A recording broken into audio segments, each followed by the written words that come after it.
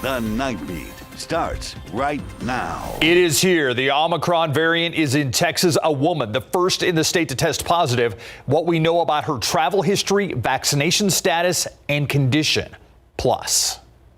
Accusations are flying at the South San Antonio School District. The new superintendent defending himself from school board members. But first, this is really a buyer's worst nightmare. All right, so you buy the property, you plan what you want to do with it, and then the city says, yep, not so fast. Yeah, that's exactly what happened to one man who bought an abandoned home and is now surprised to learn it could be designated as a historic landmark. That's a big roadblock. The Night Team's Lee Waldman spoke with the owner, a KSAT employee, who says he just wants to give his family a better life. My American dream is to expand my property a little bit, and this was perfect because it was right next to us. But I believe the historic committee is blocking me. Henry Rocha and his family have lived in the same bright yellow home on the south side for 12 years. 7 or 8 of those, the small house next door has been vacant. Me and my family wanted to expand because we don't have a big yard. Buying the property wasn't easy. The previous owner died in the 70s. The heir didn't have the deed to the home. But after 3 years, a litigation attorney and $39,000, 117 Burbank was finally Rocha's in July. And this is the kitchen, I believe, because I don't see any kitchen sink, but I'm assuming this is a kitchen. It's no Shangri-La. Rocha says there's cracks in the foundation. The ceiling is coming down in parts. The home is in disarray. This is not a livable house for anybody. I believe this house should be condemned. He found a contractor to demolish the house so he could build a carport, a garden, and a swing set for his family. The demolition permit was submitted to the city, and that's when the headache really began. Somebody who worked for the city, they wanted to do a site survey with the Historic Commission. 3 commissioners came, surveyed the property, and gave Rocha the news he dreaded. They all agreed that this house is historic. He went before the Historic and Design Review Commission for a formal hearing earlier this month. The commission said based on 3 of 16 criteria, this house qualified as historic. It's a vernacular shotgun house, prevalent in the early 20th century. It's craftsman influenced, and it's one of 3 shotgun homes in a row. The commissioners voted. So motion passes. In favor of historic designation, all but 2, including Al Areola Jr. I think if a property owner wants to see their site or their property deemed historic, then they should be the ones that apply for that. In our conversation and during the hearing, Areola argued because Rocha is the legal property owner, he should not be forced to restore the home. My position is pretty strong on this, is that if we really want to deem something historic that's beyond a historic district, then we should help compensate the property owner for that investment. That's not the position of Shannon Miller, the director of the Office of Historic Preservation. We as a community are looking at challenges related to affordable housing and climate and, lots of other issues. And so reinvesting in our existing housing stock is so important. Over the last year or so, Miller says her office has identified over 700 shotgun homes. Not all will be designated as historic, including the 2 right next door to Rocha's. Ideally, the HDRC hopes Rocha's property would be refurbished and made into affordable housing that he would then manage. Rocha doesn't have the means or desire to do that. I feel like the little fish in the big ocean, and the city is the sharks, because I can't do what I want to do. Now that the HDRC has recommended the home be designated historic, this goes to a city council vote. They'll either vote to agree or disagree with the HDRC's recommendation on historic status. As far as right now, no date has been set. All right, Lee, we have a question because this is something that I think a lot of homeowners look at and they think, oh no, I hope this never happens to me. So how do homeowners prevent this from ever happening to them? Yeah, that's a great question. Well, first, the Office of Historic Preservation says you can check with them about any property you're looking at buying. They can give you an indication if it's potentially historic and has historic significance. On our website, KSAT.com, we've posted the list of 700 plus shotgun homes the OHP has identified since 2019. You can check on this specific address with that list. It's also important to point out all demolition permits must go through the Office of Historic Preservation. Rocha's property was looked into because contractors followed that protocol and submitted the demolition permit. Steve? Thanks, Lee. It seems, though, like the homeowner caught in the middle of all this. Well, it's official. The Omicron variant is in Texas. A Houston area woman testing positive for the new variant of COVID-19. The county judge there saying that woman in her 40s has no recent travel history. Health officials say she is fully vaccinated and has not required hospitalization. There are still no cases in San Antonio, but scientists continue to search for the variant. Health officials say it's the Delta variant that's still a cause for major concern. 88% of U.S. counties are reporting high or substantially high community spread. With cases trending in the wrong direction in the U.S., the CDC is now urging people to take rapid COVID tests ahead of indoor gatherings. So it's not what you'd usually expect at a school district meeting, but one from the South San ISD got really heated, and this comes after a private conversation was heard over a hot mic, and we told you about this last week. The district has been at the center of controversy before. The South San Antonio ISD is on its 7th superintendent in 10 years, and here's the thing, there could be another. The Night Team's Patty Santos joins us now live from tonight's special meeting. Patty.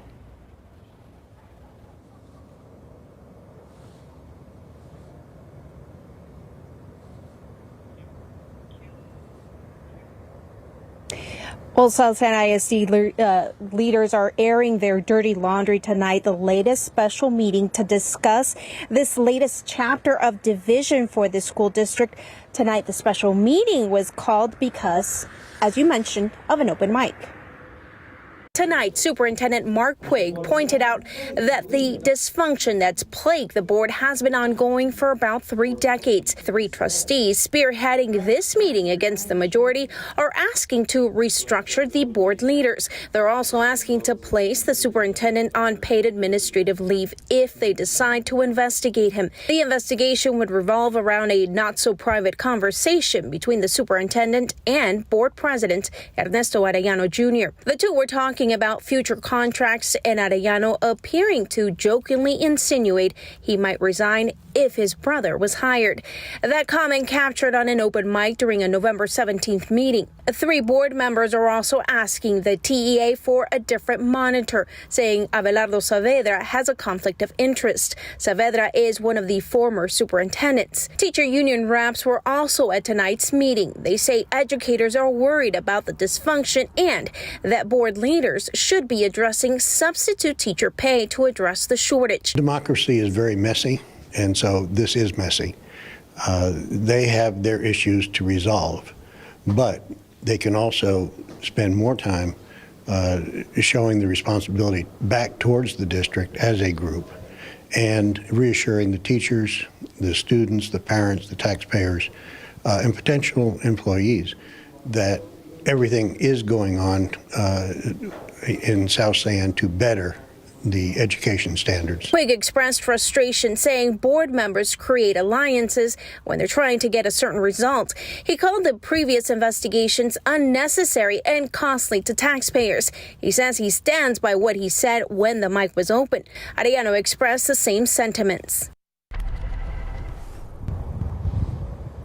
And last week, the TEA announced a new investigation to look at new allegations, new complaints that board members were interfering with the superintendent's duties. Right now, South San, again, as you mentioned, has been in the watchful eye of the state for several decades. That meeting has been going on for several hours. Superintendent Puig was just called back in, and we should expect to find out here shortly what the plan is for him moving forward. We're live in the South Side. Patty Santos, KSAT 12 News.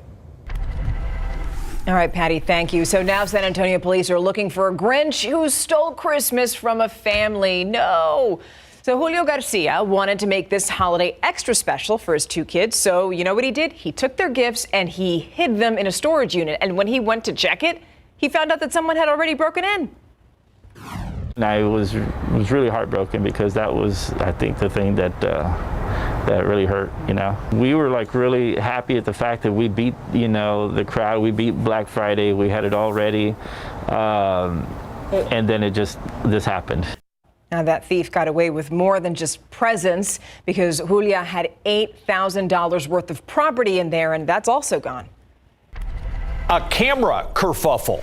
The latest issue between Bexar County commissioners and the sheriff's office is indeed over cameras. Recently, there were questions surrounding a proposal for a boat, then questions about the way the jail is run. Now, it's all about body cameras. Commissioner Trish DeBerry says Bexar County is the only major county without a policy to release body camera video. It's a policy she says the court wants in place after facing multiple lawsuits regarding, quote, the withholding of critical incident videos, end quote. Tomorrow, the court is set to discuss the issue. Today, Bexar County Sheriff Javier Salazar said the sheriff's office is proposing a policy that would release body camera footage within 30 days. But here's the thing. Sheriff Salazar says he needs an upgrade in technology to make that policy happen. He says manually redacting information like blurring a child's face from video takes too much time, but an upgrade could speed that process up. This new technology, if my understanding of it is correct, is you go in and you say, we want this face always redacted, no matter what, and we want all license plates redacted, no matter what. You enter it, and then it's basically real time. Then the software that we're going to be upgrading to does that automatically.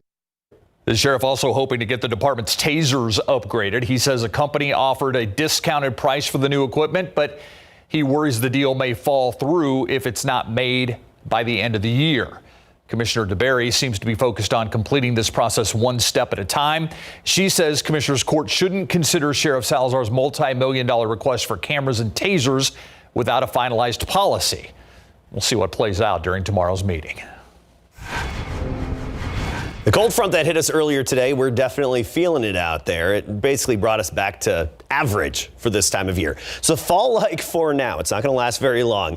Get ready for some big-time temperature swings in the days ahead. We'll be going back up and then going back down big time. And actually, before we go back down again with another cold front, record-challenging high temperatures. I'll see you in a bit to talk about it. All right, now coming up tonight, a man knocked right out of his shoes. Bexar County deputies speaking with the driver who hit him. And chaos and confusion leaves hundreds running for their lives. It happened at a nearby casino. The San Antonio couple who witnessed it all and took off running. Next on the Night Beat.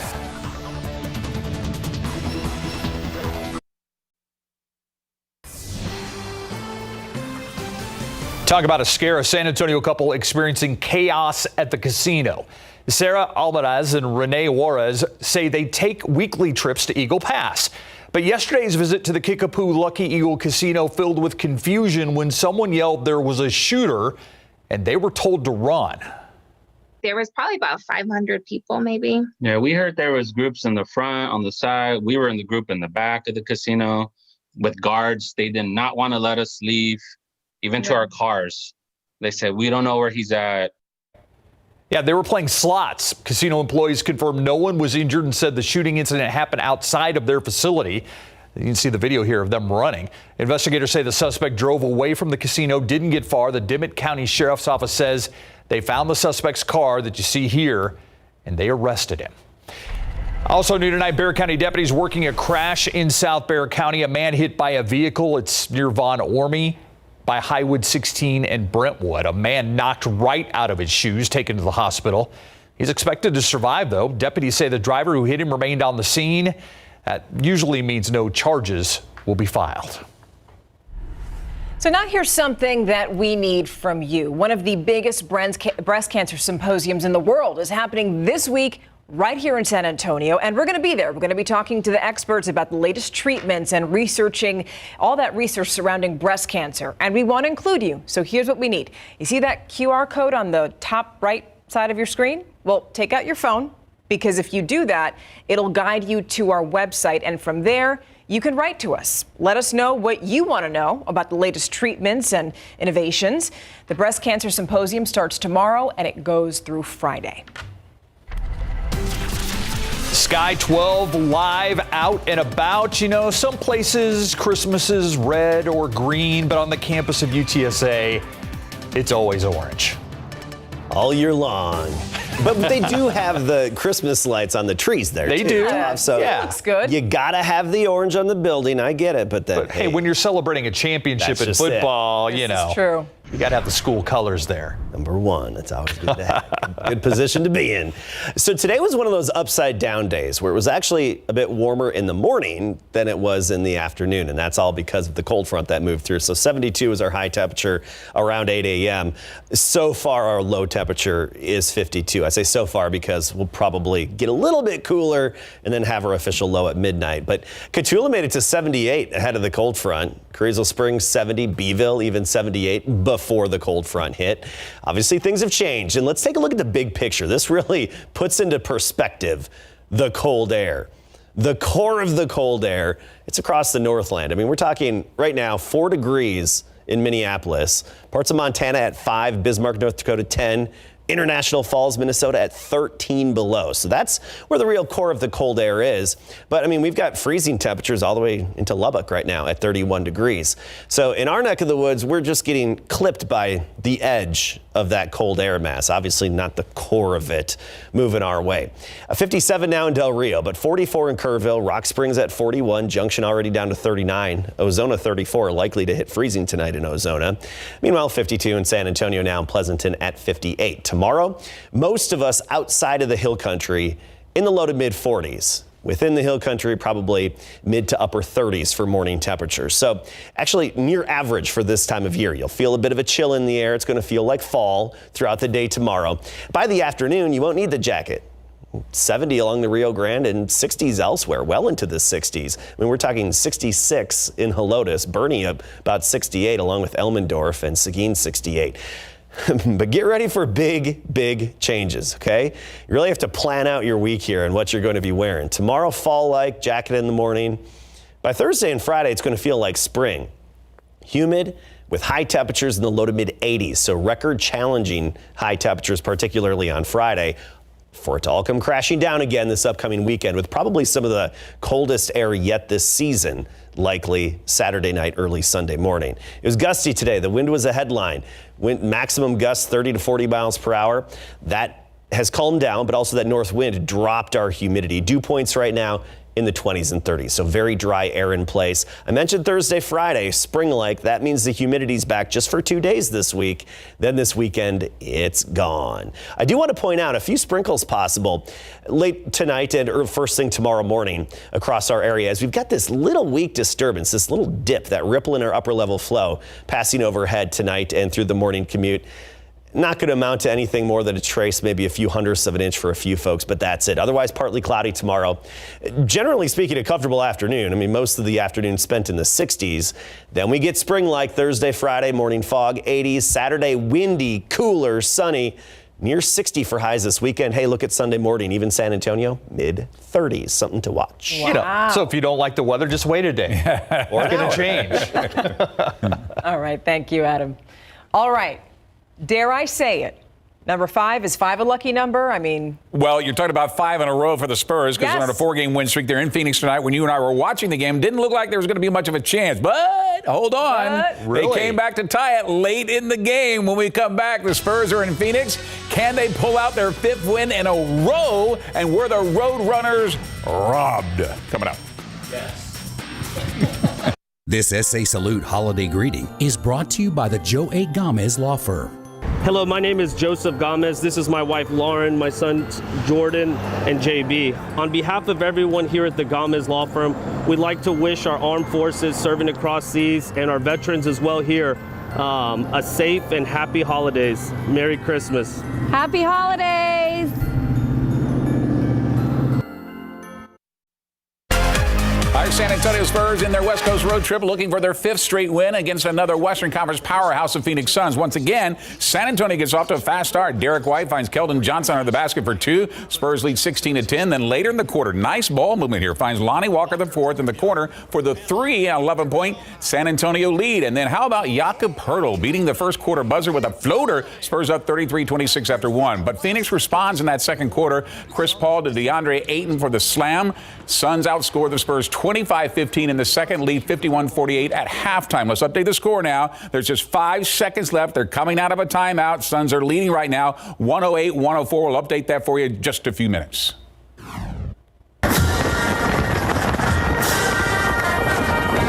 Okay, Spurs fans, what does that remind you of? Those championship years at the airport, only this is in Norman, Oklahoma, when the new head coach of the Sooners, Brent Venables, arrived at the airport aboard the private jet with the OU band, cheerleaders, and, of course, Sooner fans all on hand. That's after the former defensive coordinator at Clemson reached an agreement to replace Lincoln Riley, who left to take a job at USC.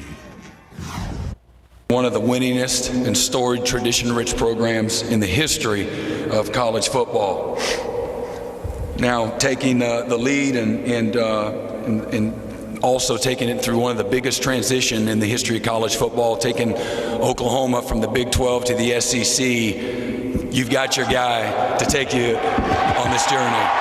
But get this, he won't be coaching the Sooners in the Valero Alamo Bowl. It'll be interim and former Sooners head coach Bob Stoops. It will give Stoops a chance at revenge against Oregon when the Ducks robbed OU in 2006, when Oregon beat OU 34-33 in Eugene after an onside kick was awarded to the Ducks by mistake. The resulting fallout led to the entire officiating crew being suspended for 1 game. And when the Ducks come to San Antonio for their 3rd appearance in the Valero Alamo Bowl, they will do so without their head coach. That's because Mario Cristobal has decided to take over as a new head coach of the Miami Hurricanes. His contract is expected to be in the neighborhood of $8 million a year, according to ESPN, and Miami has agreed to pay Oregon his $9 million buyout. Cristobal is a Miami native and played for the Hurricanes on the offensive line for 2 national championships, was also an assistant coach for the Hurricanes. Cristobal replaces Manny Diaz, who was fired, and now the Ducks will have to find an interim coach to lead them in the Valero Alamo Bowl. Here's that matchup. It'll be on December the 29th, a Wednesday at 8:15 p.m. in the Dome. Should the Roadrunners been offered a better bowl?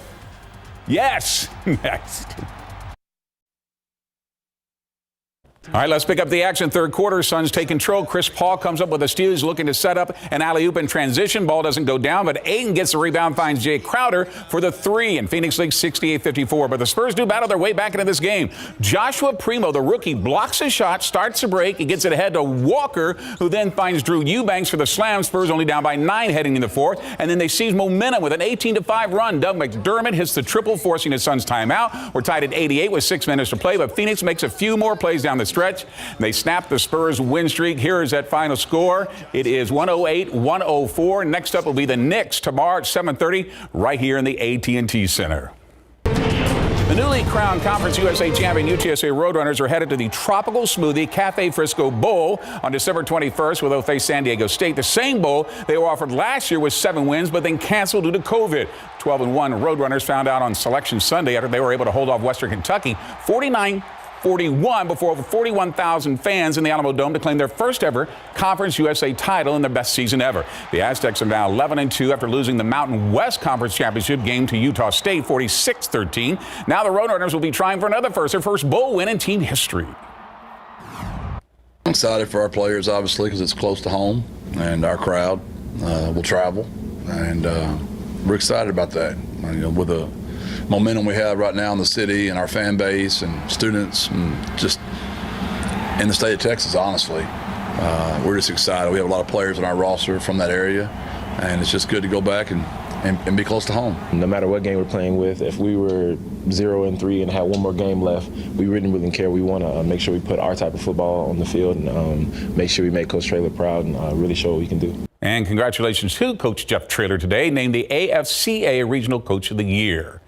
They lost 1 game, Greg. Yeah, I tell you what, I don't understand the selection in this process because the teams that finished behind them got better bowl games. Where would you want to see them? Independence Bowl, Shreveport. Yep. Okay. Yep, absolutely. Yeah. You heard it here. We'll be right back.